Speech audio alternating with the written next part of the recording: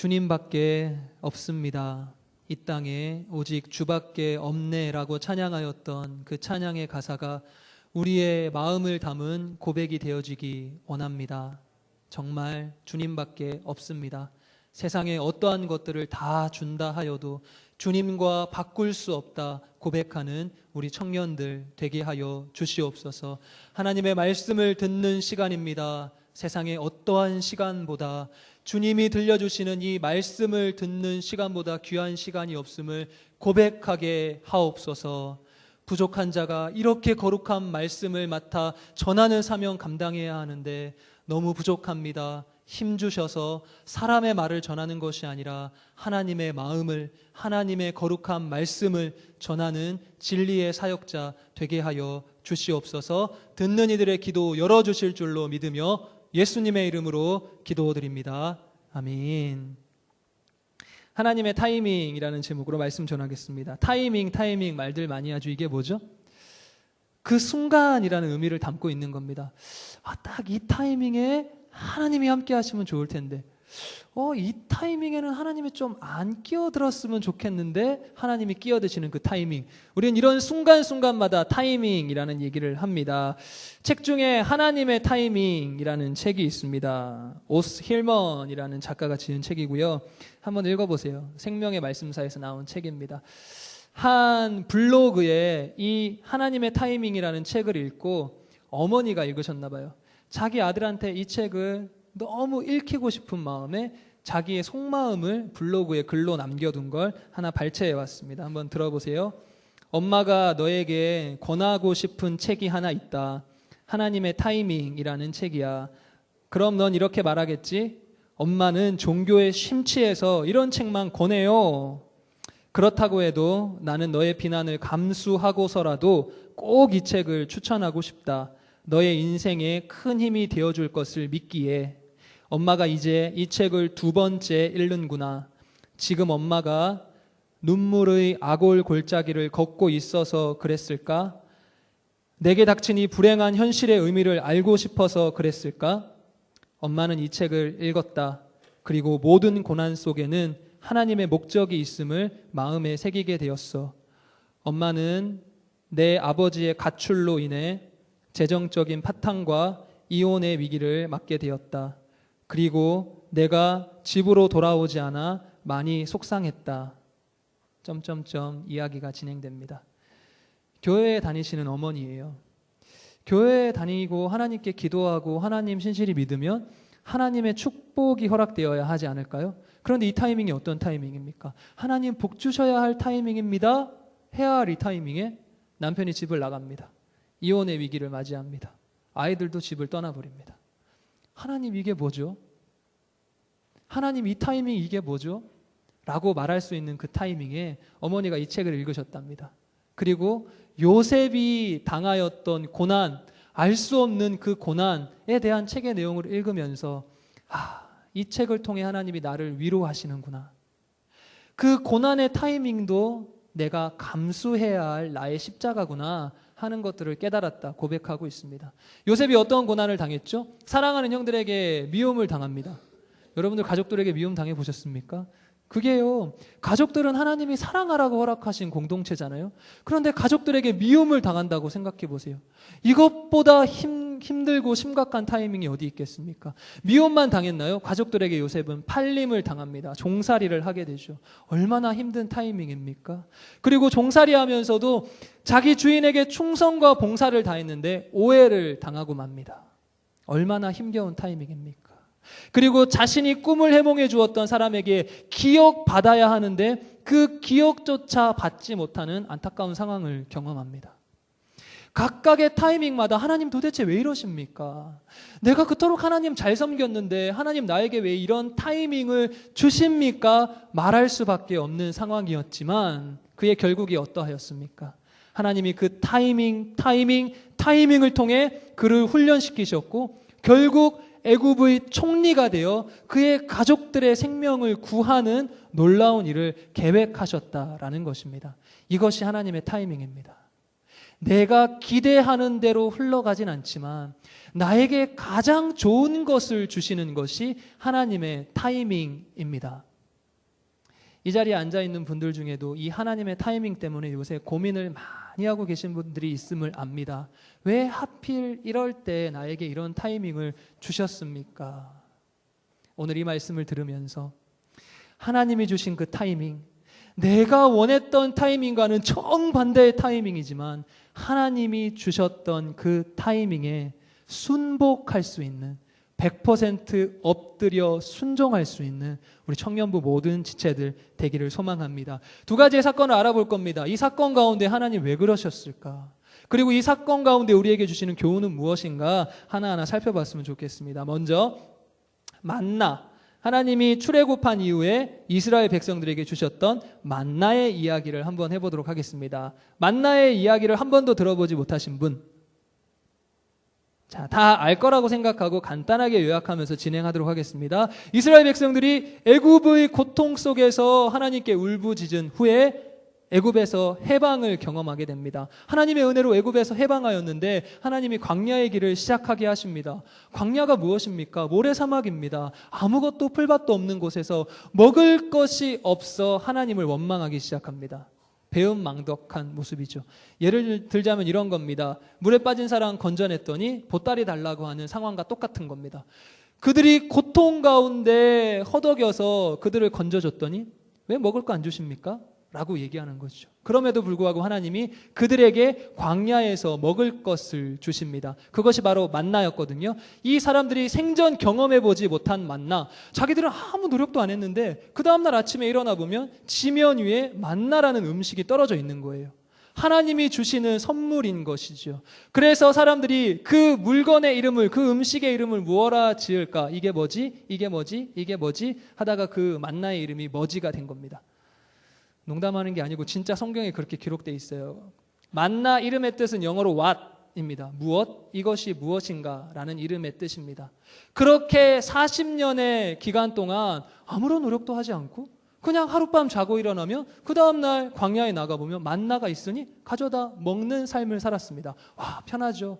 광야라는 생활이 힘들긴 하지만 하나님이 순간순간 공급해 주시는 만나로 말미암아 와, 이 만나 평생 먹고 살았으면 좋겠다. 너무 편한 걸, 수고하지 않아도 노력하지 않아도 아침에 일어나면 주시는 이 음식을 먹고 살아야지.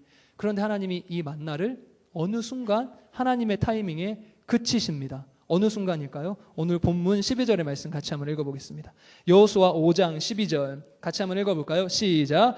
또 그 땅에 소산물을 먹은 다음 날 만나가 그쳤으니 이스라엘 사람들이 다시는 만나를 얻지 못하였고 그 해에 가나안 땅에 소출을 먹었더라.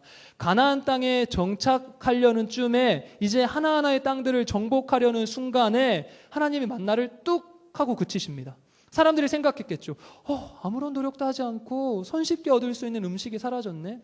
그거 계속 주시면 안 될까? 그거 계속 우리에게 복으로 주시면 안 될까? 그거 먹으면서 힘을 내어서 하나님 일할 수 있을 것 같은데. 그런데 하나님이 뚝 끊어버리십니다. 이것이 하나님의 타이밍이라는 것입니다. 사람의 생각대로 되어지지 않는 것. 하나님, 나는 그렇게 되었으면 좋겠어요 라고 생각하지만 하나님이 원하시는 방향대로 이끌어가는 그 시간, 그 상황을 하나님의 타이밍이라 말을 할 수 있는 것입니다. 이 하나님의 타이밍은 사람의 힘으로 조절되어지는 것이 아닙니다. 아무리 뛰어난 모세도요, 이 하나님의 타이밍을 어떻게 할 수 없습니다. 아무리 뛰어난 여호수아라는 지도자도 이 하나님이 우리에게 가장 선하신 대로 계획하신 타이밍을 건들 수 없다라는 것입니다. 잠이 올 줄 알았습니다. 또 이야기 하나 해드려야죠. 예전에 서울에서 사역했던 적이 있었습니다. 그때 성가대 활동으로 엄청 봉사를 잘 하시는 여집사님 하나가 있었습니다. 남편도 신앙생활 정말 열심히 했고요. 9살짜리 외동딸 하나가 있었습니다. 맹장 수술을 한다고 병원에 가더라고요. 아기가 맹장이 이제 터질 때가 돼서 빨리 수술해야 된다고. 맹장 수술? 어려운 수술 아니지 않습니까?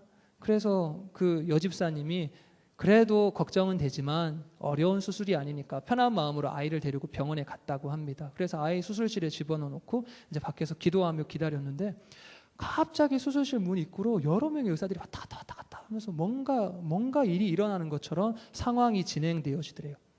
한참 시간이 흘렀습니다. 의사 하나가 피범벅이 돼서 나왔는데 수술 중에 심장 쇼크가 왔습니다. 최선을 다해서 살려보려고 했지만 사망하고 말았습니다. 정말 열심히 교회에서 성가대 봉사도 하고 구역장의 역할도 감당하고 최선을 다하셨던 분이거든요. 그런데 아기 맹장 수술을 하러 들어갔는데 아이가 죽고 말았습니다. 2명 있는 아이도 아니고 3명 있는 아이도 아니고 외동딸인데 다른 수술도 아니라 맹장 수술을 하다가 얼마나 속이 상하셨겠습니까? 수원 연화장에서 화장을 하는 예배에 참석을 했었습니다. 그 여집사님이 펑펑 울며 하나님 왜 그러셨어요? 하나님 왜 데려가셨어요? 이것이 하나님의 타이밍입니다. 사람의 생각대로 조절할 수 없는 것, 하나님이 그것이 가장 선하다 생각하시면 하나님이 결정하신 대로 순종할 수밖에 없는 것이 하나님의 타이밍. 몇 년이 지나서 그 여집사님의 소식을 듣습니다. 그때는 정말로 하나님의 타이밍 이해할 수 없다. 왜 나에게 이런 고난을 주시느냐 원망하고 한탄했지만 이제는 거두어 가시는 이도 하나님이시요 주시는 이도 하나님이심을 믿고 새로운 둘째를 계획하고 있다는 이야기를 들었습니다. 하나님의 타이밍 앞에 절대적으로 순종하겠다는 믿음이 생겨난 것이죠. 여러분들 어떠십니까? 지금 하나님의 타이밍 때문에 고민하고 있는 청년들 계십니까? 왜 지금 나에게 그래도 나는 기도도 했고 예배도 잘 드렸고 나름 신앙생활 잘 하려고 했는데 왜 나에게 이러한 타이밍을 주십니까? 왜 내 인생은 이렇게 꼬여만 갑니까? 왜 내 가정은 이렇습니까? 하나님의 타이밍 앞에 순종하지 못하는 지체들이 있습니까? 사람의 힘으로는 하나님의 타이밍을 어찌할 수 없다는 그 사실을 깨닫는 여러분들 되시길 소망합니다. 그것을 깨닫고 순종할 때 하나님은 그 타이밍을 통해서 가장 값지고 선하신 길로 여러분들을 인도하실 줄로 믿으시기 바랍니다. 요셉이 고난의 결과 그 가족들을 살릴 수 있는 애굽의 총리라는 직책을 얻었던 것처럼 이해할 수 없는 하나님의 타이밍에 100% 납작 엎드려 순종할 때 여러분들이 생각하는 이상의 열매를 맺게 하실 줄로 믿으시기 바랍니다. 두 번째 사건 하나 살펴볼까요? 이제 출애굽하는 가운데 홍해가 갈라졌던 타이밍을 한번 살펴봅시다. 본문은 출애굽기 14장인데요. 이미 익히 아시기 때문에 말로 설명하도록 하겠습니다. 출애굽을 했습니다. 10가지 재앙을 통해서 사람들을 탈출시키셨습니다. 이제 완전히 빠져나왔다 싶었는데 자기들의 눈앞에 홍해라는 커다란 바다가 가로막히게 됩니다. 사람의 힘으로 그 바다를 건너려 했다가는 익사하여 모두 몰살하고 말 위기 가운데 처하고 맙니다. 그런데 뒤에 애굽의 군대들이 따라옵니다. 사면초가죠. 앞은 바다가 가로막혀 있고 뒤에는 애굽의 군대들이 따라옵니다. 이때 하나님이 홍해를 가르셨죠. 자, 이 가르시는 타이밍에 대해서 이스라엘 사람들의 입장과 애굽 군대의 입장을 한번 살펴봅시다. 이스라엘 사람들의 입장입니다. 하나님, 애초에 이런 일들을 만드시지 말지요. 우리가 그토록 하나님 붙들며 신앙생활 해왔는데 애초에 이 사면초가의 상황을 만드시지 않으면 되지 않습니까? 왜 이런 타이밍을 만드셨습니까? 라고 원망할 수 있는 타이밍입니다. 애굽 군대의 입장에서 한번 볼까요? 하나님, 우리는 당신을 섬기진 않지만 당신이 이스라엘 백성들은 갈라진 홍해로 건너게 하셨으면서 왜 우리가 건널 쯤에는 그 타이밍을 없애셔서 우리로 물에 잠겨 몰살하게 하십니까? 충분히 원망할 수 있는 상황이라는 것입니다. 그러나 여기서 중요한 사실 또 한 가지 발견하죠. 사람의 힘이 영향을 미칠 수 없다는 겁니다. 이스라엘 백성들이 원망한다고 하나님이 그 사면초가의 상황을 안 만드셨을까요? 애굽의 군대들이 원망한다고 그것이 계속 갈라져 있는 상태로 애굽 군대를 지나가게 하셨을까요? 그들이 하나님의 결정과 타이밍에 영향을 미칠 수 있었던 것은 아무것도 없었다라는 것입니다. 그래서 우리가 속상하다라는 것입니다. 이 하나님의 타이밍. 이쯤이면 회복시켜 주실 때도 됐는데, 이쯤이면 내 인생에 행복을 주실 때도 됐는데 왜 내가 생각하는 그 타이밍에 하나님은 일하시지 않는가? 그것 때문에 원망하게 될 수 있다라는 것입니다. 여러분들의 삶에 이 하나님의 타이밍 때문에 고민하는 분들이 있으시다면 오늘 함께 나누었던 이 말씀으로 마음의 위안을 삼으시기 바랍니다. 지금은 그 타이밍으로 인하여 마음이 근심되고 슬플지 몰라도 그 결과는 여러분들의 타이밍을 따르는 것보다 훨씬 귀하고 값진 결과가 될 것임을 믿으시는 여러분들 되시길 소망합니다. 오늘의 말씀을 마무리하겠습니다. 인생 살다 보면 나도 모르게 이런 말을 되뇌일 때가 있습니다. 에이, 내 뜻대로 되는 일이 한 개도 없네. 이런 말 한 번도 안 해보신 분? 인생 살다 보면 나도 모르게 되뇌이는데 참 인생 내 계획대로 되는 일 참 없다. 저는요, 이게 하나님 앞에 원망하고 한탄하는 고백인 줄 알았는데요, 오늘 본문의 말씀을 살피면서 참 성경적인 표현이다라는 것들을 발견했습니다. 내 힘으로 진행되어지는 일은 없습니다. 잠언 16장 9절에 이렇게 말씀합니다. 사람이 마음으로 자기의 길을 계획할지라도, 마음으로는 마음껏 계획하고 준비할 수 있죠. 그 걸음을 인도하시는 분은 여호와 하나님이시라. 내 마음으로는 수만 가지의 타이밍을 계획할 수 있어도 우리 인생의 타이밍을 결정하시는 분은 내가 아니라 하나님이심을 믿으시기 바랍니다. 40분만 지나면 인천공항 가야 합니다. 고등부를 맡다가 청년부를 맡아서 일이 2배가 되었어요. 하나님, 사실 고등부도 맡기 좀 버거웠는데 청년부까지 맡기시는 타이밍, 이 타이밍은 무엇입니까? 2개의 부서를 맡아서 조금 버거웠는데 7월 달부터 교구를 맡게 됐습니다. 교구는 부서의 일의 3, 4배가 됩니다. 그러면 수치상 예전에 맡던 일보다 4배, 5배의 일들이 늘어나게 된 거죠. 그런데 티벳 선교까지 가라고 하나님이 모든 상황을 인도하십니다. 하나님, 너무 버겁습니다. 아니, 선교만 가라고 하면 선교만 가라고 하시든지, 교구만 맡으라고 하면 교구만 맡으라고 하시든지, 하나님 왜 이렇게 바쁜 와중에 이런 타이밍을 나에게 만드십니까? 원망했을까요? 원망 안 했을까요? 원망할 때도 있었습니다. 그렇다고 매일 원망한 건 아닙니다. 오해하지 마세요. 그러면서 이 본문의 말씀을 대하게 되었습니다. 하나님, 나에게 왜 이런 타이밍을 주셨을까? 내가 전혀 의도하지도 않았고 내가 전혀 계획하지도 않았던 이 타이밍인데, 이 타이밍 때문에 내 마음이 근심되는 일들이 너무 많이 생기는데 하나님, 나에게 왜 이런 하나님의 타이밍을 주셨을까? 티벳에 갔다 오면 거기에 대한 답을 주시지 않을까 생각되어집니다. 교구의 상황을 감당하면서 이 직분 맡다 보면 하나님이 제일 마지막 순간에 철아, 내가 이러한 이유로 너에게 이 일들을 맡겼단다 말씀해 주실 줄로 확신합니다. 그래서 티벳 땅을 밟으려고 합니다. 그래서 교구의 사역들, 청년부의 사명들, 고등부의 사명들을 담당하려 합니다. 이것이 하나님의 타이밍이기 때문입니다. 여러분들도 그 하나님의 타이밍에 100% 순복하시는, 납작 엎드려 그 하나님의 타이밍에 순복하는 모든 여러분들 되시길 소망합니다. 함께 찬양하고 오늘 주신 말씀으로 기도하도록 하겠습니다. 모든 상황 속에서 주를 찬양할지라. 주님, 내 인생 왜 이렇습니까? 나는 이렇게 되었으면 좋겠는데 왜 나에게 이런 일들을 허락하십니까? 하나님의 타이밍 도무지 이해할 수 없습니다. 내 가정에 왜 이런 일 주십니까? 이해할 수 없습니다 라고 하는 그 타이밍에 이렇게 고백해 보시겠습니까? 모든 상황 속에서 주님 믿고 주님만을 찬양하겠습니다.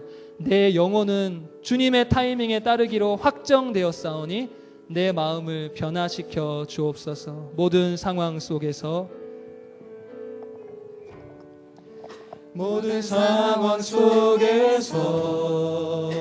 주를 찬양할지라.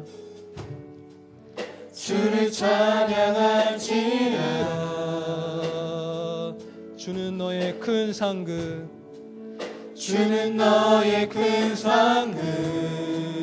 큰 도움이시라.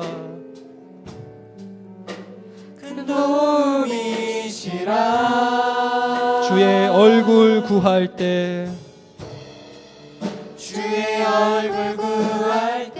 주의 영을 부으사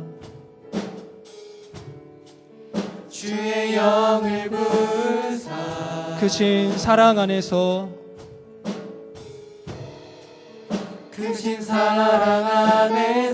주를 보게 하소서.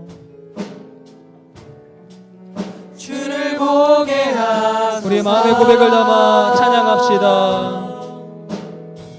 내 영혼이 확정되고 내 영혼이 확정되고 확정되었사. 믿음의 눈을 들어 주님만을 바라보게 하옵소서. 눈 들어 주를 바라봅니다. 내 영혼이 확정되고 확정되었사오니 믿음의 눈 들어 주를 바라봅니다. 우리 다시 한번 찬양합시다. 내 영혼이 확정되고 확정되었사오니 확정되고 확정되었사오니 믿음의 눈 들어 주를 바라봅니다. 바라봅니다.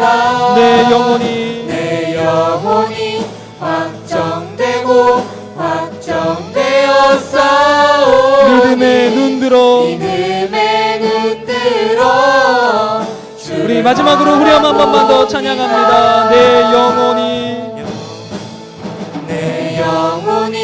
확정되고 주님 우리의 마음이 확정되어지길 소망합니다. 믿음의 눈을 들어 하나님의 타이밍을 바라보게 하옵소서. 바라봅니다. 내 영혼이 그 타이밍을 따르는 것이 힘겹지만 나의 믿음의 눈을 여셔 그 하나님의 뜻을 바라보게 하옵소서. 눈 들어 주를 바라봅니다. 우리 시간 찬양의 가사를 생각하면서 또한 오늘의 말씀을 생각하면서 하나님께 기도합시다.